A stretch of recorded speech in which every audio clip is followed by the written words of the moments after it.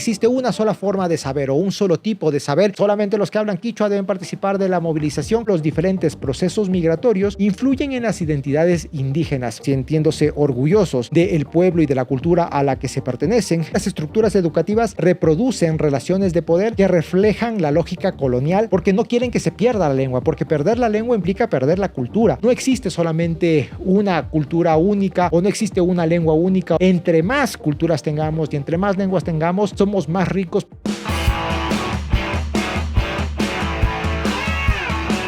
Hola con todas y todos, acabamos de terminar nuestro último podcast al cual habíamos titulado Entre dos mundos. Conversamos con Saúl, con Elías y con Adán, que se pertenecen a diferentes comunidades indígenas, tanto de aquí de Ecuador, de Bolivia y de Guatemala, sobre las complejidades que implica salir de las comunidades con la propia lengua de la comunidad a la que se pertenecen e insertarse en los mundos occidentales. Y cuando abordábamos este tema, había pensado en un texto que es de Enrique Dussel, Eurocentrismo y Modernidad, que da la cuenta de estas diferencias o de estas problemáticas que se viven entre los diferentes mundos, esos mundos que se creen que son centrales o que son los únicos que se deben seguir, con aquellos otros mundos a los que se los considera como inferiores o como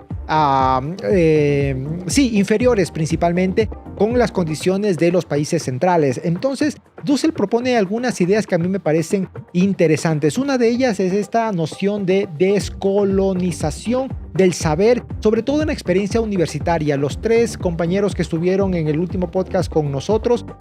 son estudiantes universitarios y tienen que enfrentar o han enfrentado estos desafíos que implica estudiar en una lengua que no es su lengua materna y rendir en el nivel que se les espera o que se les solicita que deban cumplir con las diferentes actividades que realizan. Entonces, en esta misma línea, Dussel reflexiona cómo el pensamiento eurocéntrico ha moldeado las estructuras educativas y cómo esto impacta en los jóvenes indígenas sobre todo. Porque este impacto de las culturas, sobre todo eurocéntricas u occidentales, en los sistemas educativos, plantea que existe una sola forma de saber o un solo tipo de saber y desconoce los otros saberes. Y esto es interesante porque los tres compañeros nos mencionaban las diferentes problemáticas que habían experimentado cuando se insertaron en los diferentes sistemas educativos, tanto desde el nivel primario hasta el nivel secundario e inclusive en el universitario en el que se encuentran ahora. Por lo tanto, estos compañeros de las diferentes comunidades indígenas al ingresar en la universidad tienen que enfrentar las diferentes problemáticas de insertarse en un sistema educativo que es diferente y que a la vez niega o minimiza los saberes que ellos poseen provenientes de sus propias culturas. Entonces ahí tienen una condición que es bastante compleja y que demanda ciertas condiciones que ellos tuvieron que haber procesado en ese momento específico. Otra condición que a mí me parece interesante y que también lo conversábamos en el podcast es esta idea de la ciudad como espacio de dominación y resistencia. Y ahí había un ejemplo que Saúl lo ponía y que me parecía muy interesante de las últimas movilizaciones indígenas acá en el Ecuador, en la cual señalaba que solamente los que hablan quichua deben participar de la movilización y solo hablaban en quichua para poder detectar quién no era de las comunidades indígenas. Y ahí hay una condición de resistencia frente a la dominación que los compañeros que se pertenecen a los diferentes pueblos y nacionalidades tienen que experimentar día a día. Y a mí me parece importante ese proceso porque está relacionado con una de las críticas que realiza Enrique Dussel a la modernidad occidental, la cual realiza o posee este imaginario de civilización única que excluye al mismo tiempo a otros pueblos y nacionalidades. Entonces, cuando se dan estas problemáticas o cuando se dan estas condiciones, debemos tener en cuenta que los procesos de exclusión pueden ir en doble vía, es decir, el mundo occidental busca excluir a los pueblos que no tienen las mismas condiciones que ellos, pero al mismo tiempo los pueblos también resisten, es decir, la dominación no es que se da de una forma tan plana o tan simple, sino que los pueblos también resisten, como el ejemplo que les ponía, que nos comentaba nuestro compañero Saúl, y esto es interesante porque los jóvenes también experimentan estas condiciones en los procesos de migración cuando salen de las comunidades indígenas hacia las ciudades, sobre todo por procesos educativos, ya que en las comunidades generalmente no existen estas condiciones para poder retener a todos los estudiantes ahí. Por eso es que muchos padres deciden enviar a sus hijos a las diferentes ciudades. Y ahí también se puede ver este proceso de resistencia y dominación que se da al mismo tiempo, porque mientras los unos quieren que los otros se adapten a su propia lengua, hay compañeros que buscan resistir y mantener su lengua, mantener su cultura, mantener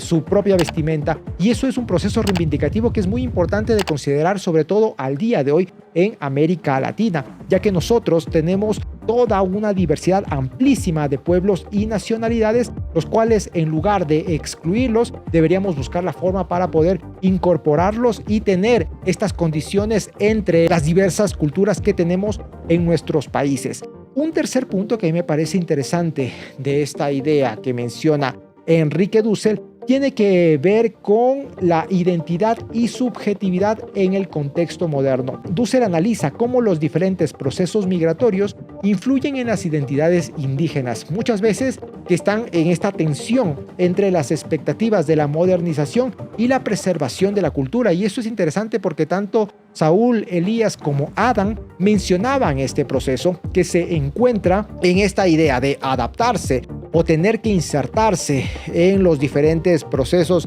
educativos o en las diferentes comunidades educativas a las que se pertenecen, en las cuales se les dice que deben leer cierto número de páginas, cierto tipo de autores en tanto tiempo y escribir ensayos, etcétera, etcétera, pero a la vez tienen que tratar de preservar sus propias condiciones culturales, su vestimenta, su lengua, y hacer frente a estos dos mundos en los que tienen que desenvolverse. Y eso yo creo que es una condición que es importante de señalar, sobre todo cuando vemos que esto se conecta con la idea de Dussel sobre el sujeto moderno que se da a partir de la exclusión del otro. Porque en esta idea de Dussel, cuando él plantea que el sujeto moderno se constituye a sí mismo a partir de la exclusión del otro, tiene que ver con la lógica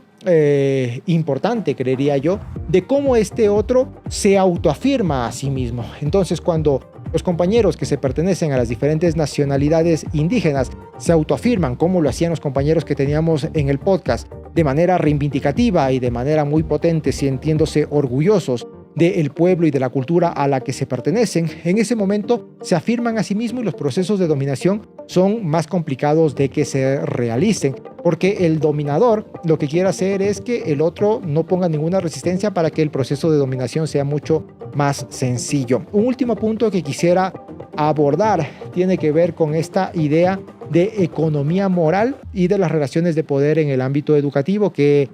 también lo conversábamos en el último podcast, ustedes lo pueden ver aquí en el canal. En este punto se explora, o Dussel explora, cómo las estructuras educativas reproducen relaciones de poder que reflejan la lógica colonial y cómo estos jóvenes también desafían estas dinámicas a través de la autoafirmación cultural y de la creación de espacios de resistencia, que yo creo que ese es uno de los puntos más interesantes del podcast o de la conversación que tuvimos en el podcast, ya que los tres compañeros mencionaban eso, mencionaban que el afirmar su cultura y el mantener su lengua es una forma de resistencia, porque no quieren que se pierda la lengua, porque perder la lengua implica perder la cultura. Por lo tanto, ahí hay estas condiciones. Y esto es algo que, sobre todo en los centros urbanos, no se logra entender, porque en nuestras ciudades tendemos todavía al día de hoy a minimizar o a rechazar a las personas que provienen de otras culturas porque creemos que no hablan adecuadamente la lengua o porque no se visten acorde a los parámetros occidentales, sino que buscan mantener sus trajes típicos o los trajes que utilizan en sus comunidades. Pero hacer eso es un acto de resistencia y yo creo que eso es lo más importante, porque da cuenta de que existe una diversidad cultural muy amplia en nuestros países, y todos los países de América Latina tenemos estas condiciones. Por lo tanto, esta resistencia que realizan los compañeros y que ellos señalaban que la están realizando en todo momento, además con el orgullo que hablaban de sus comunidades, que a mí me pareció bastante emotivo, tenemos que poner en cuenta que estas condiciones van a ser centrales al momento de hablar de estas diversidades que tenemos y las cuales son importantes de preservar en América Latina. Por lo tanto, no existe solamente una cultura única o no existe una lengua única o no es aspiración, no debe ser la aspiración tener una sola cultura, sino que entre más culturas tengamos y entre más lenguas tengamos, somos más ricos porque tenemos una amplísima diversidad, y eso es lo que tenemos aquí en América Latina. Si se perdieron el último podcast, pásenlo a ver por el canal porque en realidad estuvo muy entretenido y muy divertido para que puedan tener un poco el contexto de lo que estuvimos hablando. Esto ha sido todo por el día de hoy. Nos vemos en siguientes programas. Un saludo, cuídense.